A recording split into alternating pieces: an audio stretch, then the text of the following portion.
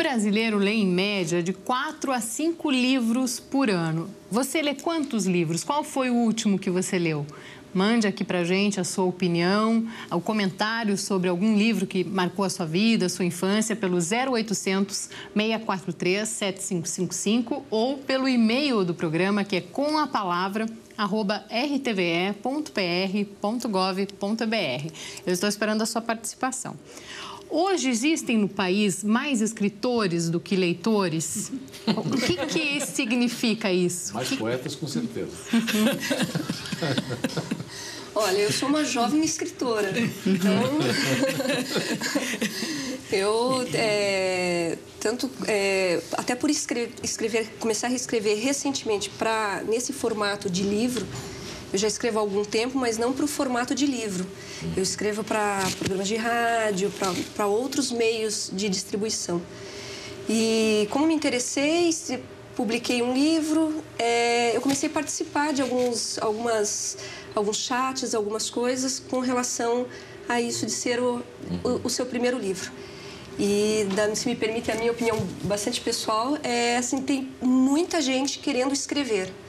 Eu acho que o problema está ainda não só em publicar, mas em distribuir, né? E chegar até o consumo.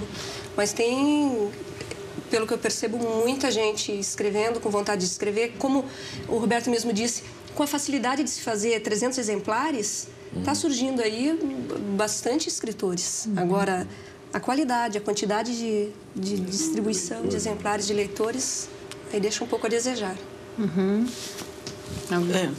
Eu gostaria de dizer assim, porque eu trabalho com avaliação de originais, não é?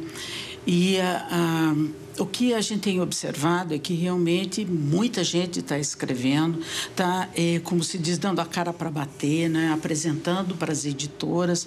Agora, o que nós observamos é que muitas vezes os originais que chegam demonstram quase desconhecimento do que seja o objetivo da literatura, do que seja a história da literatura, não saber nomes e tal, mas assim, o que é que ao longo da história da humanidade foi sendo agregado de geração a geração no trabalho com a linguagem.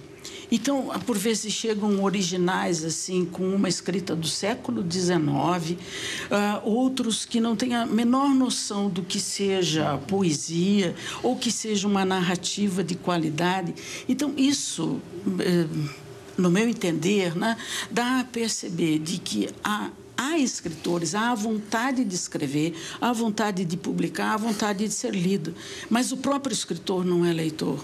O próprio escritor não tem essa constância, esse exercício da leitura, da diversidade do que está publicado para saber lidar com essa linguagem que é tão rica, tão variada, e ele fica fazendo coisas ainda muito antiquadas.